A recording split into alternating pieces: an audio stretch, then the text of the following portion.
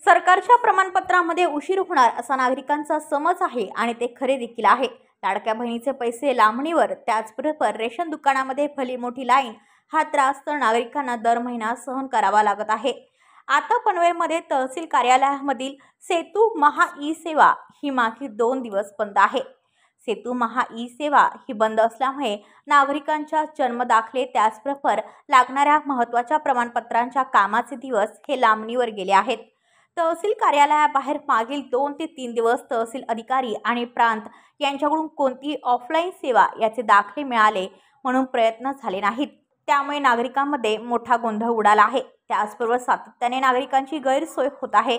अशावेळी प्रशासनाचे डोळे बंद आहेत की काय असा प्रश्न उपस्थित केला जात आहे। नागरिकांनी तहसील कार्यालयातील अधिकाऱ्यांना प्रश्न केले असता त्यांच्या उत्तरांमध्ये काचकूचपणा पाहायला मिळाला।